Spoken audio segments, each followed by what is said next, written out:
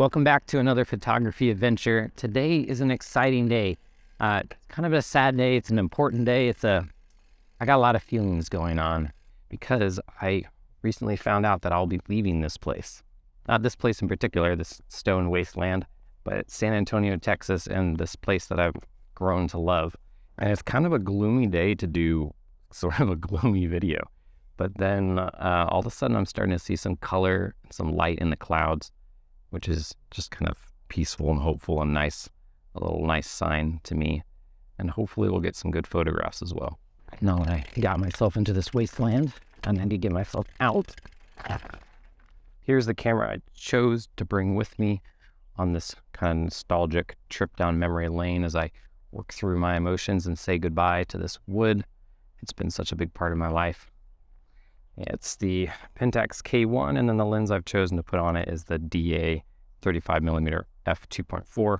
And it's admittedly pretty drab out here right now, and the light's not very inspiring, but I love this place. It's not an exaggeration to say that I've been here hundreds and hundreds of times over the last 2 years. So I'm going to take a picture of it. I don't remember if this camera was always this loud. It's been a while since I've shot with it. Get down low a little bit. Capture a little bit of a different angle. Get that path.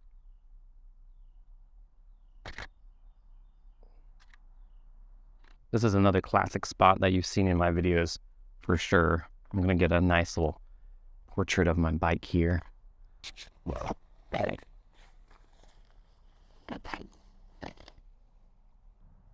I really don't trust the Pentax autofocus in live view. It is so bad. I'm just going to switch to manual focus. I'm just waiting for the sun to poke out again, and then we'll take some more pictures from this side. But in the meantime, I wanted to talk about this 35mm f2.4 lens that I'm using on the K1. It's a DA lens, and DA in Pentax world means APS-C, not DFA. That means full frame. I know the naming convention doesn't really make sense. So yes, this is a lens designed for APS-C. It sells brand new for like $120. I bought this one for 50 or 60 used, which is a great deal. It's a fantastic lens on APS-C. I do recommend it, but it does also cover the full frame with very little vignetting, even wide open. So it ends up being a super cheap autofocus, fast 35mm prime lens for full frame. Oh, and now we're getting some sun, so let's get ready for that. One of my favorite things about this particular area, and the reason I've come here so often, is because of how these trees kind of wrap around and have this arch effect.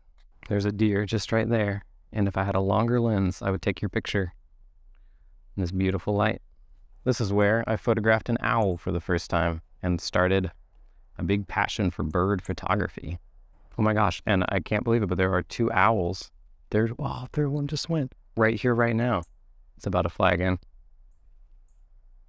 Oh, amazing. But that was super cool. Kind of, once again, just kind of a neat little send-off, a neat little goodbye, and a nice little sign of closure. Or maybe I'm just looking for it. This is another awesome area. I used to come in more often than I do now, but I still come here a couple times a month. It's called the amphitheater. It's not a man-made structure. It's just the rocks here are shaped sort of naturally like a little amphitheater. A summer or so ago, this is where the owls like to hang out, so I'd always come here to take pictures of them. There's some mountain bike jumps over there. That's fun too.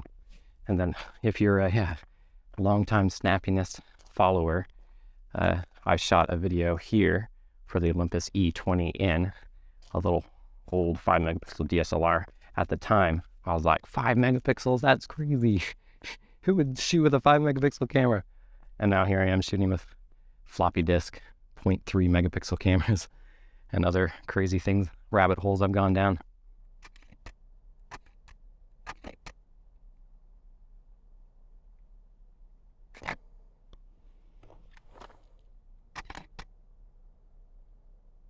I haven't talked about the K1 in a while, but it is such an amazing camera. I'll just reiterate that. Kind of like a cheat code. Everything you take with it looks good, no matter what lens you're using or whatever. That's not really true, but kind of feels like that. But one thing I especially appreciate about the K-1 is this awesome screen. I think I've talked about this a lot, maybe too much, but it's just such an amazing piece of engineering and works just super well every single time. And I have not had it break on me, and I'm not exactly gentle with my gear, I should say. I wouldn't say I'm excessively hard on my gear either, but yeah, it works just fine. And I think it is really the best style of screen for a digital camera. And I've noticed like Nikon recently, and then even Sony, I think one of the new Sonys that was released, they kind of have a similar type of screen. It's really hard to express with words how much these woods, this forest means to me. So one, I'm trying to process all this through the best way I know how, which is photography. But then I wanted to share the video with you because I think it applies to anyone, no matter if you're leaving or going. When I moved here 4.5 years ago, I felt really lost. I'd never been to Texas before, away from family, away from everything I knew. And even things like my hobbies weren't familiar because with photography, I was used to these very different types of landscape, and landscape photography was pretty much all I did. And here it's just really different. This is kind of it. There's some spots, sometimes you can get some elevation and maybe take some sort of elevated picture with some scenery and large landscapes. And that's what I was used to, but you can't really here, at least not in this part. We'd have to travel really far out of the city, and it was really hard.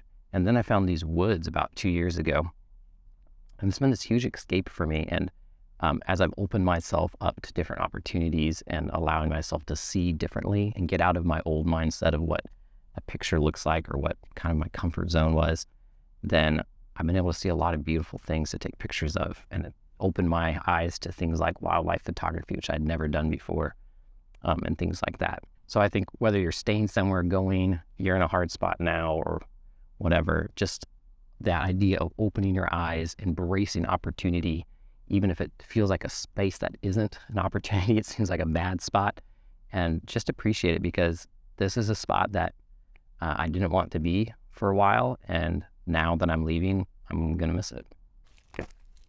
So appreciate what you have when you have it.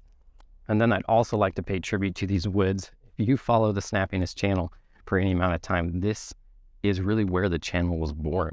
I made some videos before we moved to this new location and I found these woods and came out here, but just a few, and most of those are not on YouTube anymore.